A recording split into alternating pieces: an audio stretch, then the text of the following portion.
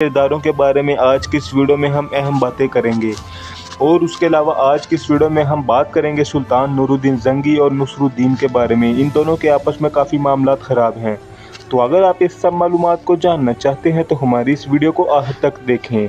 हमारे चैनल को भी सब्सक्राइब कर दें, साथ लगे बेल आइकन के बटन को दबाएं ताकि हमारी नई आने वाली वीडियो आप लोगों तक बहुत जल्द बआसानी पहुँच सके। नाज़रीन, तो इसी तरह बिना वक्त ज़ाय किए बगैर हम लोग चलते हैं अपनी आज की वीडियो की तरफ। तो सबसे पहले हम बात करने जा रहे हैं लड़ाई के बारे में। नाज़रीन, आप जानते हैं कि सुल्तान नूरुद्दीन जंगी और ग्रैकोर के दरमियान जंगल में काफ़ी शानदार लड़ाई हो रही होती है और वहाँ पर आप लोगों को ये सीन देखने को मिलता है कि सुल्तान नूरुद्दीन जंगी के सिपाही जो कि ग्रैकोर के सामने काफ़ी कमज़ोर साबित दिखाई दे रहे होते हैं। सबसे पहले आप लोगों को लड़ाई का ये सीन देखने को मिलता है कि सुल्तान नूरुद्दीन जंगी और ग्रैकोर आमने सामने होते हैं। ये दोनों आपस में तलवारबाजी कर रहे होते हैं और काफ़ी शानदार तलवारबाजी करते हैं। और उसके बाद आप लोगों को ये सीन देखने को मिलता है कि ग्रैकोर के सिपाही सुल्तान नूरुद्दीन जंगी के सिपाहियों को एक एक करके मारना शुरू कर देते हैं। वहाँ पर सुल्तान नूरुद्दीन जंगी को ये सीन देखने को मिलता है कि उनके सिपाही काफ़ी तादाद में जो कि बिल्कुल मर चुके हैं। और इसी तरह ग्रैकोर मौके का फ़ायदा उठाकर सुल्तान नूरुद्दीन जंगी की तलवार को नीचे फेंक देता है। सुल्तान नूरुद्दीन जंगी भी वहां पर कमज़ोर साबित दिखाई देते हैं। जैसे ही ग्रैकोर उन पर वार करने लगता है कि आया सुल्तान का बेटा सलाहुद्दीन अय्यूबी अपनी तलवार निकाल कर उसके सामने आ जाता है और उसको रोक लेता है। ग्रैकोर जब सुल्तान नूरुद्दीन जंगी को देखता है कि सुल्तान नूरुद्दीन जंगी बच गया है, लेकिन इसको सलाहुद्दीन ने क्यों और कैसे बचाया, ग्रैकोर ये मंजर देखकर बहुत ज़्यादा हैरान और परेशान होता है, क्योंकि आप जानते हैं कि सलाहुद्दीन वहाँ से नाराज़ होकर निकला था। ग्रैकोर का दिमाग में यही था कि सलाहुद्दीन अब इसकी मदद को कभी भी नहीं आएगा, लेकिन सलाहुद्दीन अय्यूबी ने ऐन मौके पर जाकर वहाँ पर बाजी को पलट दिया। सलाहुद्दीन अय्यूबी ने वहाँ पर ग्रैकोर के मुँह पर एक थप्पड़ मारा। ग्रैकोर पीछे की जानिब गिर जाता है और इसी तरह ग्रैकोर सुल्तान नूरुद्दीन जंगी को देख रहा होता है, लेकिन सुल्तान नूरुद्दीन जंगी उठकर कहते हैं कि सलाहुद्दीन अय्यूबी तुम। ये कहने की देर होती है कि सलाहुद्दीन अय्यूबी के सिपाही काफ़ी तेज़ हवा की तरह निकलते हैं और वो ग्रैकोर के सिपाहियों के ऊपर टूट पड़ते हैं। ग्रैकोर के सिपाहियों को एक एक करके मारना शुरू कर देते हैं। वहाँ पर ग्रैकोर को एक बहुत बड़ी शिकस्त का सामना करना पड़ता है, क्योंकि अब सुल्तान नूरुद्दीन जंगी के सिपाहियों को हौसला मिल चुका है कि अब उनकी जानों को खतरा नहीं है। इसी तरह सलाहुद्दीन के सिपाही और ग्रैकोर के सिपाही आमने सामने होते हैं। काफ़ी देर तक इनके दरमियान एक बहुत बड़ी जंग छिड़ी रहती है। ये दोनों आपस में लड़ रहे होते हैं कि इसी तरह सलाहुद्दीन अय्यूबी ग्रैकोर के पास जाता है और कहता है कि आज तुम्हें मेरे हाथों से कौन बचाएगा। ग्रैकोर कहता है कि आखिरी दफ़ा भी तुम बच चुके थे, लेकिन मेरी तलवार का मज़ा इस बार तुम चखोगे। सलाहुद्दीन कहता है कि देख लेते हैं कि कौन किसकी तलवार का मज़ा चखेगा। बस ये कहने की देर होती है कि सलाहुद्दीन वहाँ पर खामोश हो जाते हैं और ऐसा सीन आप लोगों को ये देखने को मिलेगा जो काफ़ी शानदार था और दिल करता है कि बार बार ये सीन देखा जाए। ग्रैकोर के तमाम तर सिपाहियों को वहाँ पर मार दिया जाता है। ग्रैकोर अकेला ही जंगल में रहता है और सलाहुद्दीन और सुल्तान नूरुद्दीन जंगी उसके सामने होते हैं और इसी तरह ये बाकी तमाम तर सिपाही इसको घेर लेते हैं। ग्रैकोर के पास वहाँ पर कोई भी चारा नहीं होता। ग्रैकोर कहता है कि अगर तुम में से किसी में भी इतनी हिम्मत है तो तुम लोग मेरा मुकाबला क्यों नहीं करते, मैं तुम लोगों को शिकस्त दूंगा। लेकिन उनको ये नहीं पता होता कि ग्रैकोर बीच में से डर चुका था। और इसी तरह सलाहुद्दीन अय्यूबी आगे की तरफ बढ़ता है और ग्रैकोर को कहता है कि ठीक है, अब तुम आओ मेरा मुकाबला करो। जैसे ही वो उसका मुकाबला करने के लिए निकलता है कि सलाहुद्दीन अपने सिपाहियों से कह देता है कि तुम लोग इसको पकड़ लाओ, इसको जिंदान में ले चलो। सलाहुद्दीन इसको जिंदान में डालने के लिए कहता है और उसकी तलवारों को अपने पास रख लेता है। तो इसी तरह आप लोगों ने हमारे ट्रेलर के मुताबिक दूसरा सीन ये देखा था कि वहाँ पर सुल्तान नूरुद्दीन जंगी जो कि अस्मत खातून के कबीले पर जाते हैं, क्योंकि सुल्तान नूरुद्दीन जंगी को पता चलता है कि उनके महल के से जो ख़जाना निकाला गया था वो अस्मत खातून के भाई कारा तैगन ने लूट मार करके उसको अपने पास रख लिया है। बल्कि इससे पहले आप लोगों को याद हो, अगर आप लोगों ने देखा हो कि अस्मत खातून अपने भाई कारा तैगन पर काफ़ी ज़्यादा गुस्सा होती हैं और कहती हैं कि तुम्हें मैंने मना भी किया था कि ऐसी कोई हरकत ना करना जिससे मुझे शर्मिंदगी का सामना करना पड़े, लेकिन तुमने वहाँ से ये चुराया हुआ सोना अपने पास रख लिया है। अगर इस बात का इल्म सुल्तान को होगा तो सुल्तान हमें तहस नहस कर देगा। कारा तैगन मज़ीद गुस्से में आता है और कहता है कि तुम परेशान मत हो, मैं तुम्हारे साथ हूँ। मैं कारा तैगन कहता है कि देख लूँगा इस सुल्तान को, ये हमारे कितना क्या कुछ बिगाड़ सकता है। लेकिन दल हकीकत कारा तैगन को इस बात का अंदाज़ा नहीं था कि सुल्तान नूरुद्दीन जंगी काफ़ी गुस्से में है। कारा तैगन वहाँ पर कहता है कि यह सोना मैंने वहाँ से नहीं चुराया, बल्कि नसरुद्दीन यहाँ से लेकर जा रहा था, मैंने उसके ऊपर गात लगाकर हमला किया और सारा सोना हड़पने में कामयाब हो गया। लेकिन नाज़रीन, अगर वहाँ पर ग्रह कोर चाहता तो ये सोना कभी भी ना देता, लेकिन यह पहाड़ों के आका की चाल थी कि इनके आपस के कबीले में आपस में लड़ाया जाए। वो कहता है कि नसरुद्दीन, ये सारा का सारा तुम दे दो, हम जब तुम्हें सुल्तान बनाएंगे तुम्हें इससे कई ज़्यादा सोना देंगे।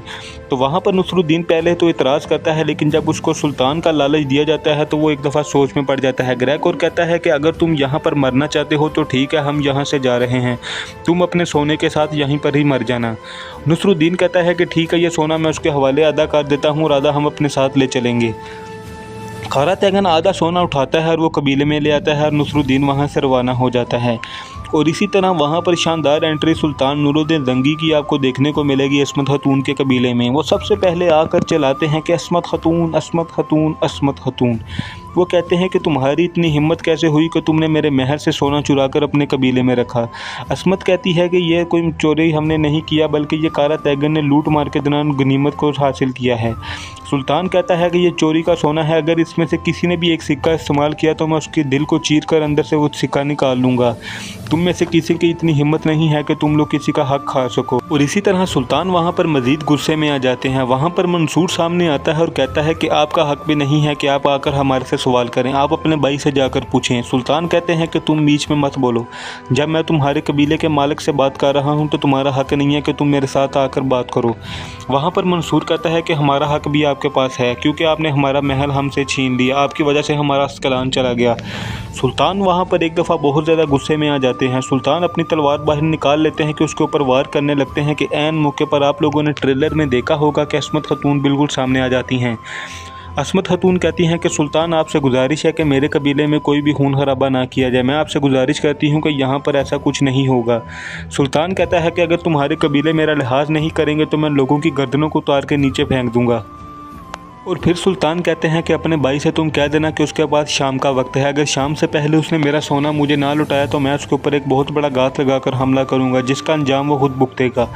इसी तरह अस्मत खतून कहती हैं कि आप बिल्कुल परेशान ना हो, आपका सोना हमारे पास अमानत है, मेरा काम है कि उसको वापस पहुंचाना, तो मैं आपको वो वापस पहुंचाऊंगी। और इसी तरह सुल्तान कहते हैं कि अगर आप लोगों को यकीन हो गया हो तो हशाशीन आप लोगों के कबीले में मौजूद हैं, यानी कि पहाड़ों के आका के लोग आपके महल में मौजूद हैं। तो वो कहते हैं कि हम जान चुके हैं, रिहानी ने सारी हकीकत को आश्कार कर दिया है, रिहानी ने मरने से पहले तमाम तर इल्ज़ामात अपने ऊपर ले लिए। और यहाँ पर आप लोगों को याद हो को इस सीन को एंड करके हमने आपको ट्रेलर में ये सीन दिखाया था कि सुल्तान नूरुद्दीन जंगी वहाँ से निकल चुके हैं।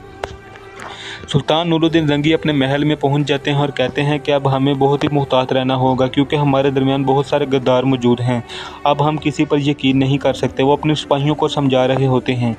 उसी दौरान आप लोगों को ये सीन देखने को मिलता है कि सलाहुद्दीन अय्यूबी जो कि अस्कलान में जा चुके हैं, एक सिपाही जो भागता हुआ विक्टोरिया के पास जाता है और कहता है कि अस्कलान में बहुत बड़ा शख्स और बहुत बहादुर शख्स आया है। और इसी तरह विक्टोरिया पूछती है कि वो कौन सा शख्स है जिसका तुम नाम ले रहे हो।